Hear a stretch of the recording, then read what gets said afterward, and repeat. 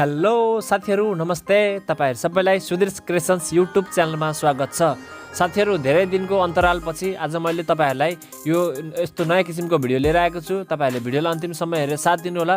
यो भिडियोमा चाहिँ मैले आज तपाईहरुलाई के सिकाउने छु भन्दाखेरि जस्तो तपाईहरुले स्क्रिनमा देखिरहनु भएको छ भिडियोमा पछाडी आउटडोरमा भएको ब्याकग्राउन्ड कलरहरु कस्तो मजाले चेन्ज भइरहेको छ देख्नुभयो नि। यस्तै यस्तै तपाईहरुलाई अब कुन खाले कलर मन पर्छ कसरी यस्तो खाले चेन्ज गर्ने भन्ने विषयमा सिकाउन गइरहेको छु। तपाईहरुले भिडियोलाई अन्तिमसम्म हेरेर साथ दिनु होला। ल साथीहरु लागौं आजको टपिकतिर।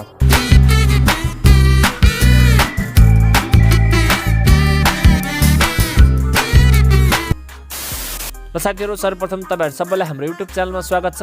र नयाँ साथी कोही हुनुहुन्छ र च्यानललाई सब्स्क्राइब गर्नुभएको छ भने कृपया च्यानललाई सब्स्क्राइब गरेर बेल आइकन दबाएर अल बनाइदिनु होला। र साथीहरु यस्तो खाले भिडियो बनाउनको लागि चाहिँ सर्वप्रथम हामीलाई एउटा एप्लिकेसनको आवश्यकता पर्छ। त्यो एप्लिकेसन तपाईहरुले प्ले स्टोरमा गएर डाउनलोड गर्न सक्नुहुन्छ। तपाईहरु प्ले स्टोरमा गएर 3D लुट भन्ने एप्लिकेसन डाउनलोड 3D लुट मोबाइल भन्ने एप्लिकेसन डाउनलोड गर्नु होला। मैले अलरेडी डाउनलोड गरिसकेको छु र यसलाई यसरी ओपन गर्नु होला। र अब तपाईहरु ओपन ग्यालरी लेखेकोमा जानु होला र तपाईहरुले अब आफ्नो जुन भिडियो सिलेक्ट गर्न चाहनुहुन्छ त्यो भिडियो लिनु होला। अब तपाईहरु के गर्नुस् लुटमा जानु होला।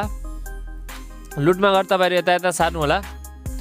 त्यहाँ तपाईहरुले टप 25 लेखेको देख्नुहुनेछ। कता गयो टप 25 यसमा क्लिक गर्नु होला। यसमा क्लिक गरेर अब तपाईहरुले कस्तो खाले राख्न चाहनुहुन्छ ल हेर्नुस् कस्तो खाले राख्न चाहनुहुन्छ त्यही अनुसारको यहाँ 25 टप 25 वटा छन्। तपाईहरुले अनुसारले यसरी सिलेक्ट गर्दै मिलाएर राख्न सक्नुहुन्छ। अब तपाईहरुले यसलाई एडजस्ट पनि गर्न सक्नुहुन्छ। हल्का गाडा कस्तो बनाउनु त्यो पनि बनाउन सक्नुहुन्छ। ल हेर्नुस् भिडियो कति राम्रो देखिएको छ। अब यति सबै तपाईहरुले अब आफुलाई चाहिएको इफेक्ट सिलेक्ट गरिसकेपछि अब सेभ गर्नको लागि चाहिँ माथि टिकमा क्लिक गरिदिनु होला र सेभ टु ग्यालरी लेखेकोमा क्लिक गरिदिनु होला।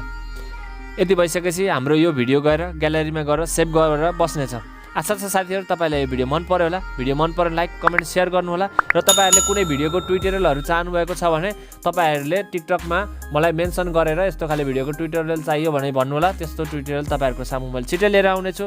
यति भन्दै आजको दिनलाई तपाईहरु सामुबाट बिदा लिन चाहन्छु। हस्त नमस्कार शुभ दिन जय हो जय नेपाल।